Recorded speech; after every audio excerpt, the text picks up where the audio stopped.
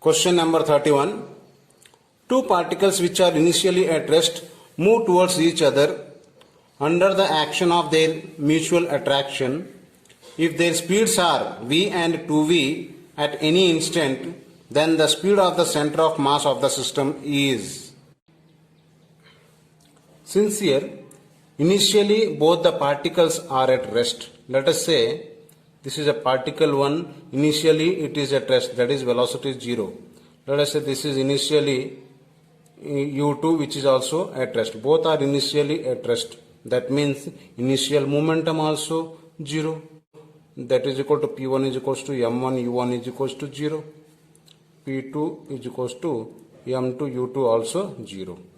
But also according to this problem, they are moving under the action of mutual attraction. That means there is no external forces acting on them. That is F external. For this also 0. And also for this also F external is acting on it is also 0. Since here external force is said to be 0, this implies that momentum is said to be 0. And here as mass cannot be 0, then definitely this implies that V center of mass is equals to 0. Hence we can say that the speed of center of mass of a system is 0. That is B option is correct. Now question number 32. A particle is moving uniformly along a straight line as shown in a figure. During the motion of a particle from A to B, the angular momentum of the particle about O is. As here it says that particle is moving uniformly along a straight line. Let us say particle is moving in this direction with a velocity v. So I will take a diagram here and I will explain. Let me draw first.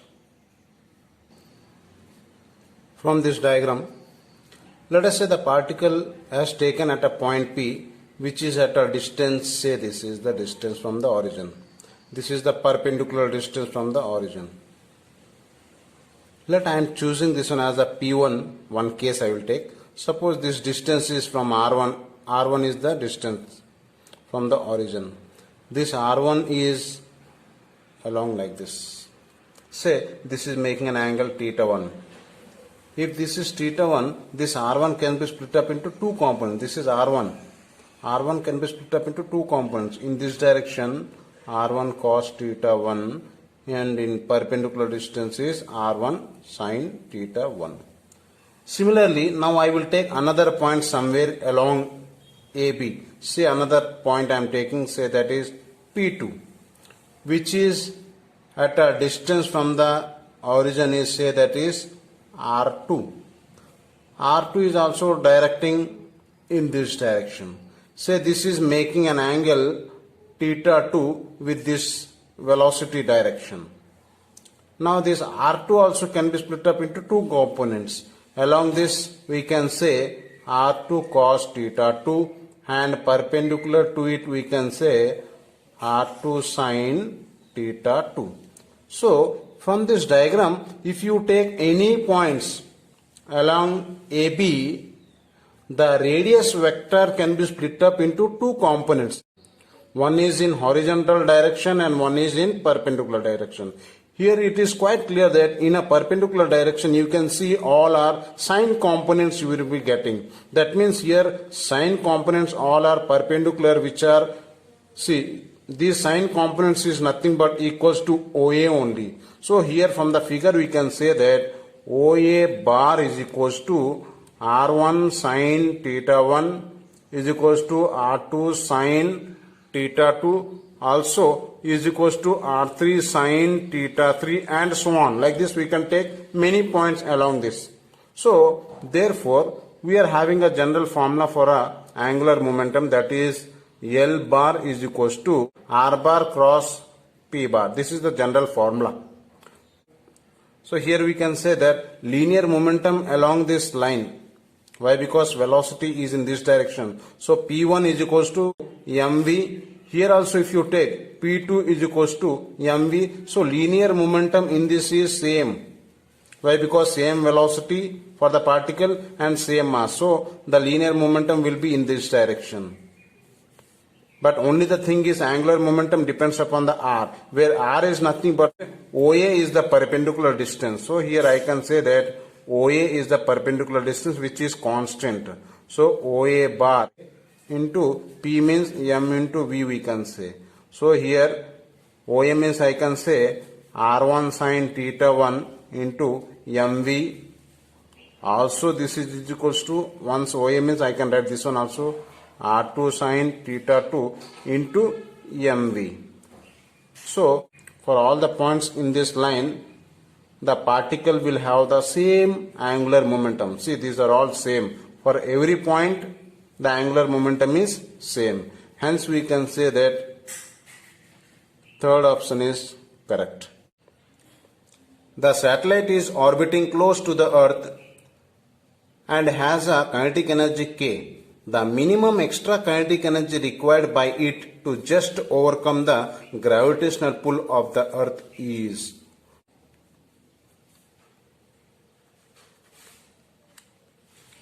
As we know that escape velocity is equals to root 2 times of orbital velocity. And from the above problem, he has given that kinetic energy of a orbital velocity, that is given as k is equals to half m v naught square. This is given according to the problem. Therefore, the kinetic energy required to escape the satellite from the gravitational pull, it is given by half m v e square, which is equals to half m v e means what? Here, from here I can write root 2 v naught. That means I can say here whole square half m 2 into v naught square. 2 to get cancelled, which is equals to m into v naught. So this can be written as 2 by 1 by 2 into m v naught square I can write. So from here it is quite clear that 2 into this thing is nothing but k only, here it is given. So I can write here as a k. Therefore extra kinetic energy required to overcome the gravitational pull is given by 2k minus k, which is equals to k. So this is the answer. So first option is correct. Now the question 34. A wire is stretched such that its volume remains constant. The Poisson's ratio of a material of a wire is.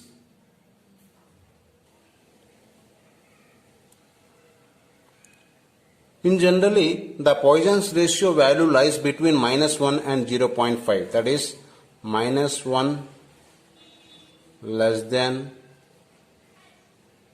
0.5. So here sigma is called Poisson's ratio, which lies between -1 and 0.5. But for most of the material, its value, that is sigma, will lie between 0 to 0.5. That is, its value should be positive for most of the material. Why? This is because Young's modulus and shearing modulus and also bulk modulus should have a positive value for a given material. For that purpose, this value mostly it will lie in this range. Hence we can say that 0.5 is the correct option. That is, first option is correct. Question number 35. A cylindrical container contains water, has a small hole at a height of capital H 8 cm from the bottom and at a depth of 2 cm from the top surface of the liquid. The maximum horizontal distance travelled by the water before it hits the ground is. Let us draw this diagram separately and I will explain you.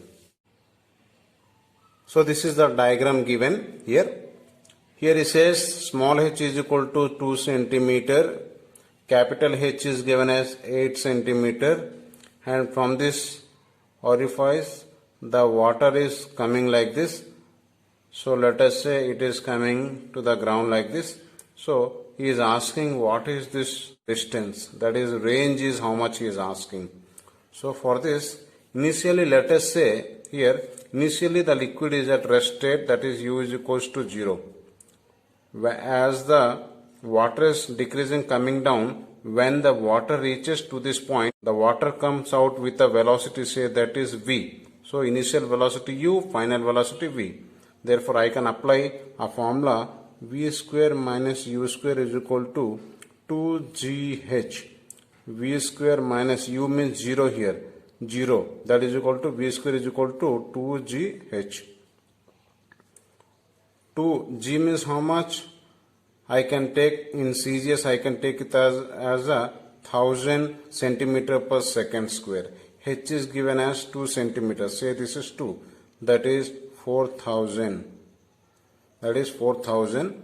That is v square is equal to 4000. Therefore, v is equals to, I can say 63.24 centimeter per second. So this is what I got. Therefore, now from here it is decreasing down to a height of how much? This is 8 centimeter. Therefore, height is how much? That is 8. How much time is taken by the water to move from here to here? That means how much horizontal distance is covered. That time I have to calculate. So for that I have to write S is equals to general formula ut plus half a t square. Therefore here S means what?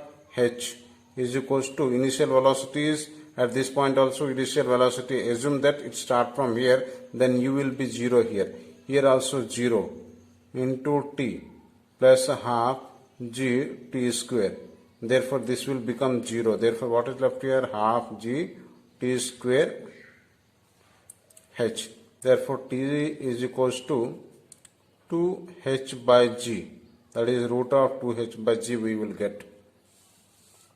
From this we can calculate root of 2 into h is how much? This is given as 8 centimeter. That is 8 by 1000. Therefore 0.12658 second we will get. So this is the time taken. So during this time the liquid has reaches to this. Therefore we can calculate the horizontal distance. That is r is equal to, we know that general formula distance is equal to velocity into time. So velocity into time. So just now we got velocity is how much we got here, that is 63.24 we got, into time how much we got, just now we got here time, that is 0.12685.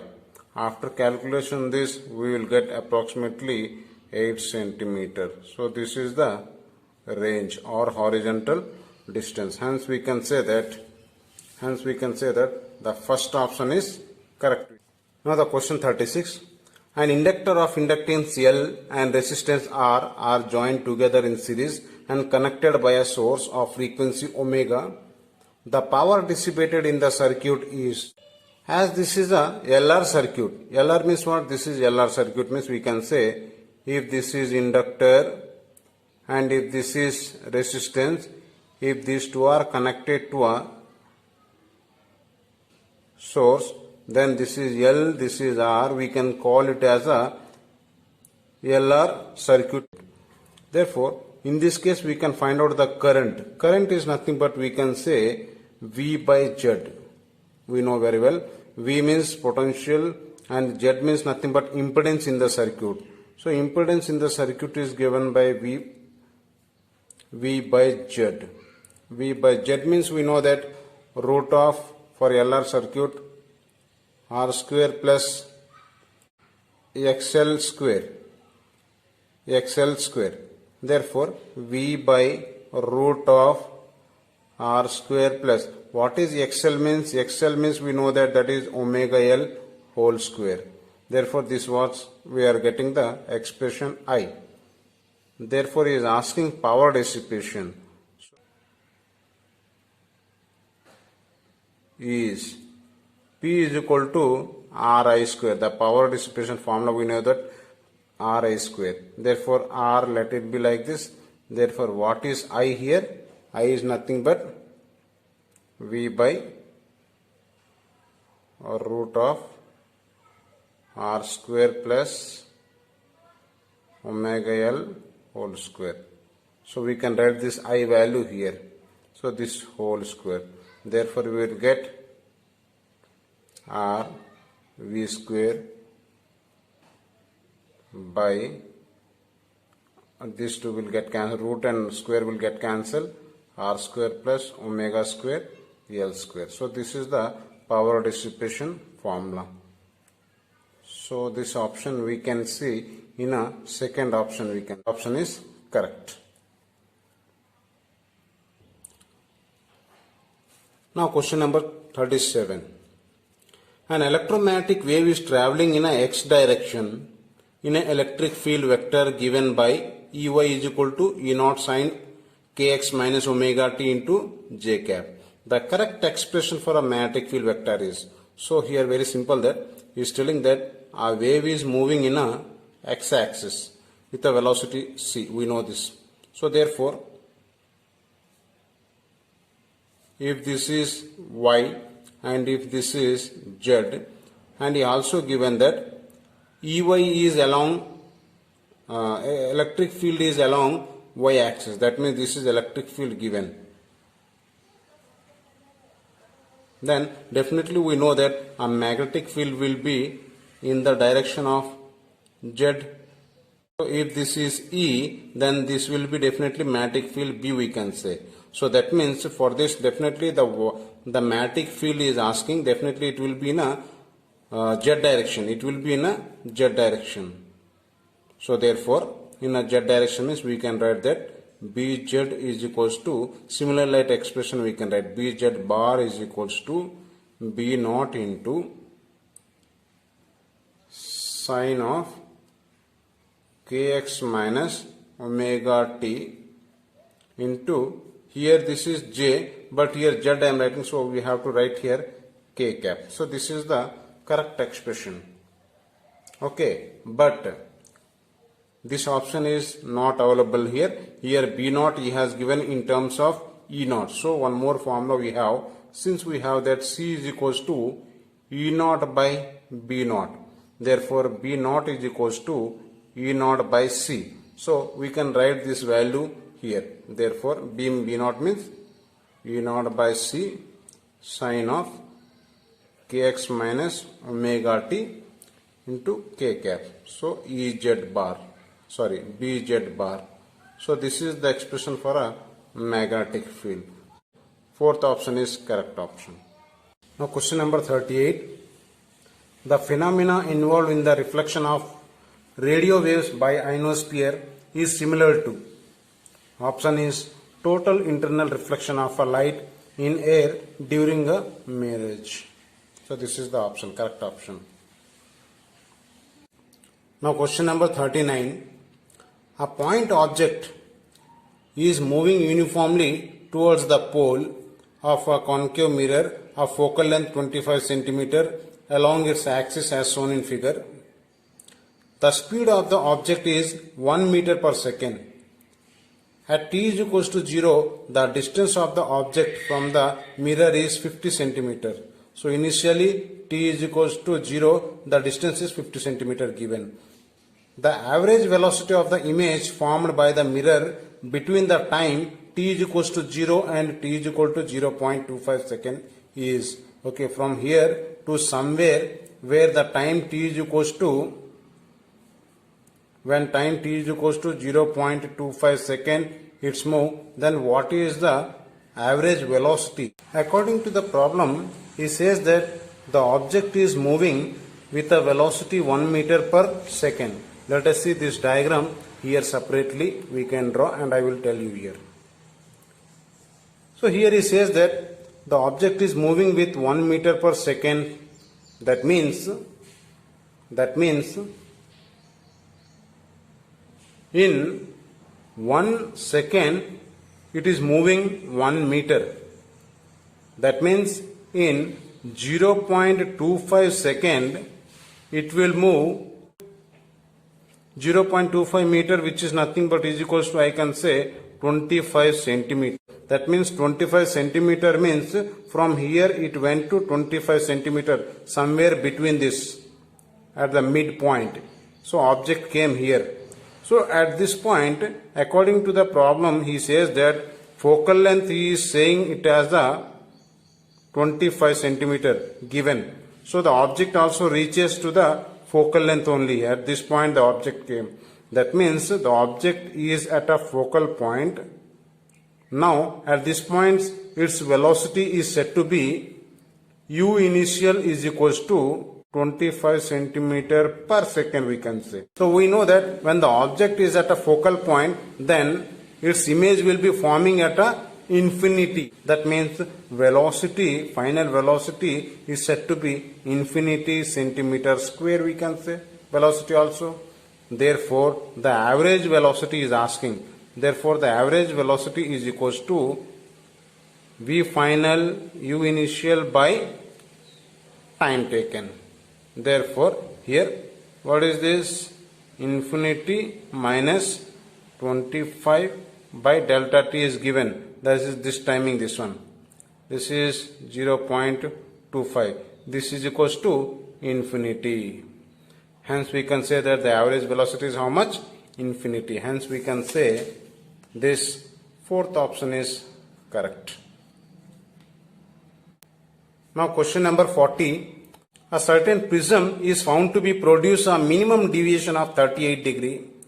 It produces a deviation of 44 degree when the angle of incidence is either 42 degree or 62 degree. What is the angle of incidence when it is undergoing minimum deviation?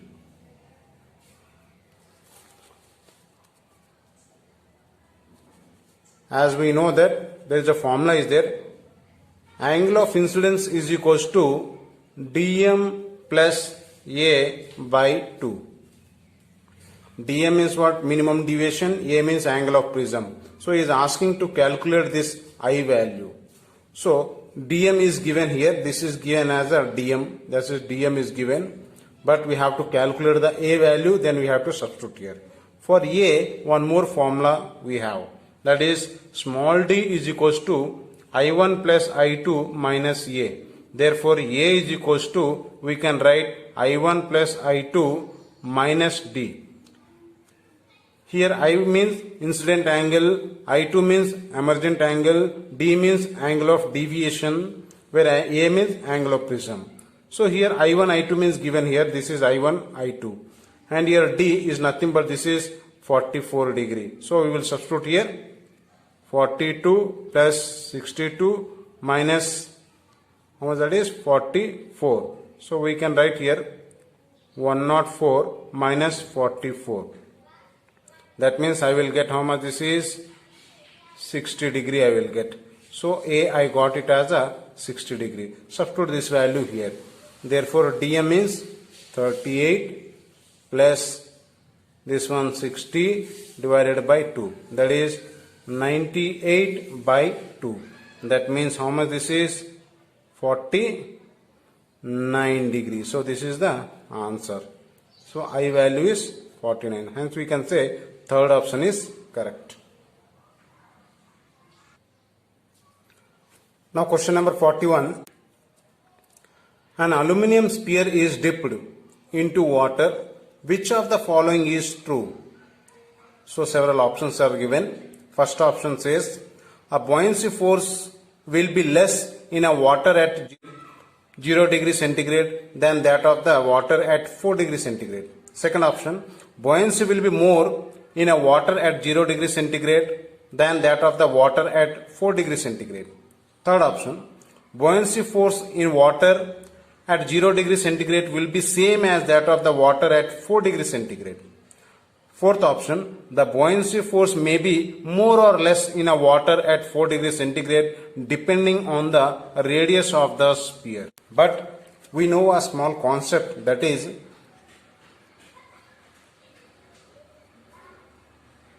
buoyancy force is directly proportional to temperature.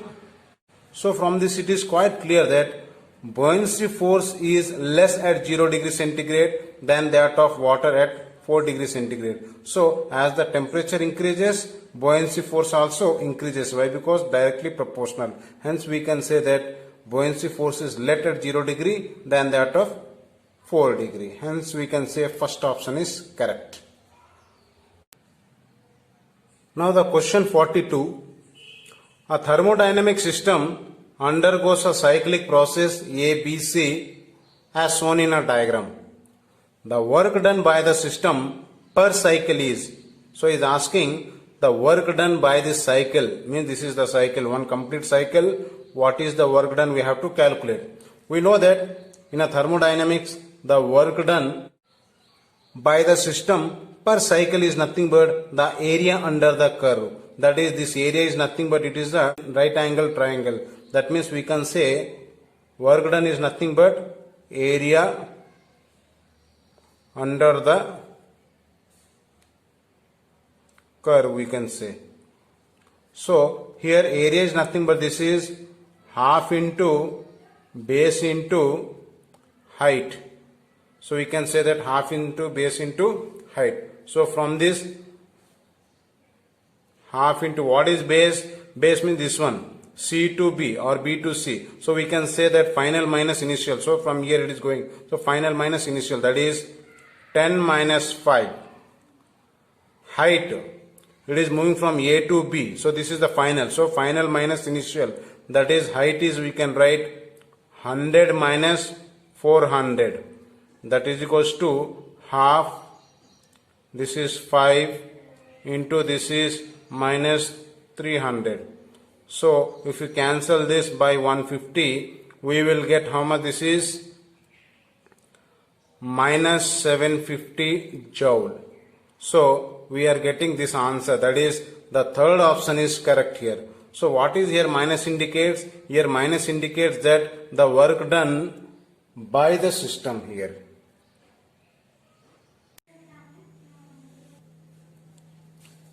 Question number 43. 1 mole of O2 gas is heated at constant pressure starting at 27 degrees centigrade. How much energy must be added to the gas as heat to double its volume? In this question, it says that 1 mole of gas is heated at constant pressure. Initially its temperature is T1 is equals to 27 degrees centigrade. This we can convert into Kelvin, that is 270 degree plus 273, that is equals to 300 Kelvin, I can say. So starting temperature is given as this much. Now it's telling how much energy is to be supplied to get its volume double. So that heat energy we have to calculate. At constant pressure, volume is doubled means definitely temperature should be doubled. That is T2 should be 600 Kelvin. Therefore change in temperature I can say T2 minus T1, that is equals to 300 Kelvin I am getting. Therefore what is asking is, so this much change in temperature. Therefore what is asking, how much energy is to be supplied to get the volume as double. Therefore the heat energy formula we know that Q is equal to NCP into delta T. N means what? 1 mole of gas is given. So I can take it as a 1 into Cp. What is Cp means? Here Cp value for the oxygen O2 gas is 7 by 2 R. That is 7 by 2 capital R. Since we can write here Cp means how much, that is 7 by 2 R. And delta T means into 300. So after calculating we will get this one as a 1050 R we will get. That is fourth option is correct.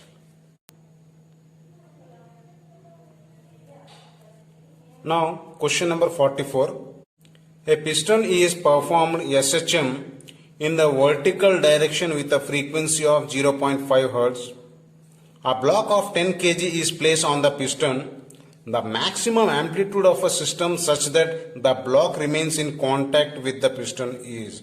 So here he is asking that what is the maximum amplitude is asking.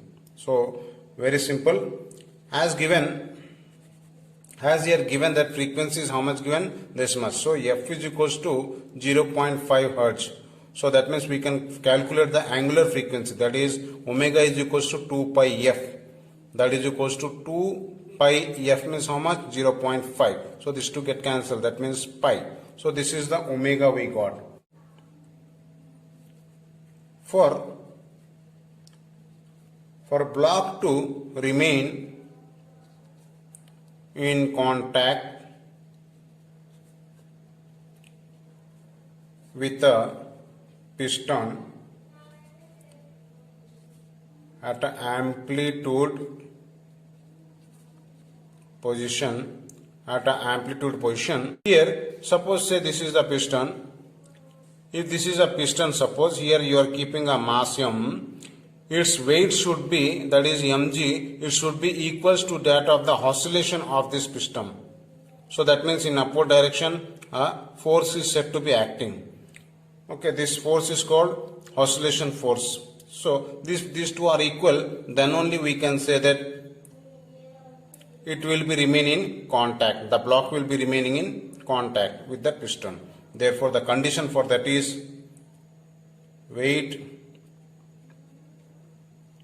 of the block is equals to force due to oscillation. So here weight of the block I can say mg, and where the force of oscillation, we know that force is equals to ma, we can write here also I can say that is ma. Okay, so here a means what, for the oscillation chapter we have learned a is equal to minus omega square a. Here if I take as a magnitude, then I can take this negative, I can ignore this negative.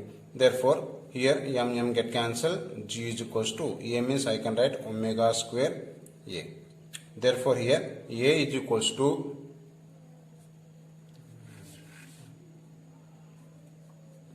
so here a is equals to g by omega square, g by omega square.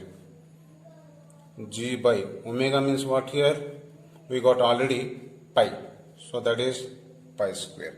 So g by pi square is the answer. So if you calculate, g means how much this is, g means 9.8, I can take 9.8 by pi, pi means what, 3.14 whole square.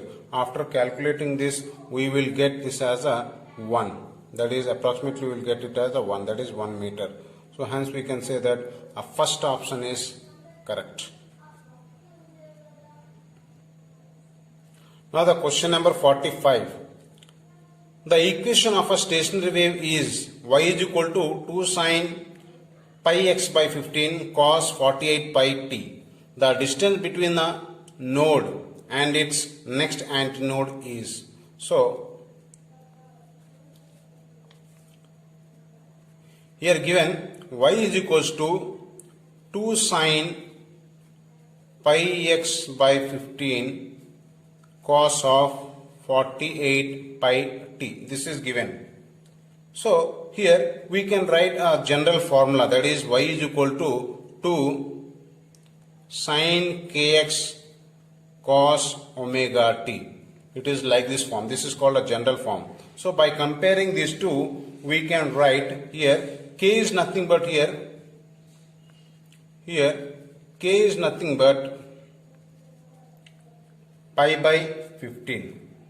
K is nothing but pi by 15. And we also know that k means nothing but 2 pi by lambda, which is equals to pi by 15. Therefore pi will get cancelled. This implies that lambda is equals to 30. So this much unit we are getting, that is lambda is equal to this much I got. Therefore what he is asking in the question, is asking that what is the distance between the node and the next antinode. What is node and antinode means? If you take one complete wave, this length we can call it as a lambda. So this lambda I got it as a 30 unit I got. Therefore half of it, that means this is called lambda by 2, that is equals to 15 unit. So here this point is called node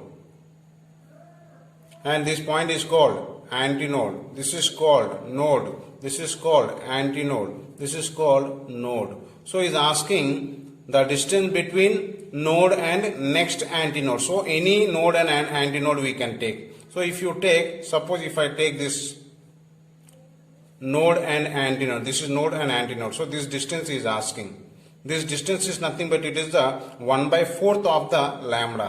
That is lambda by 4 means 30/4. So therefore I can say this value is 7.5 unit. So this is the answer. So first option is correct.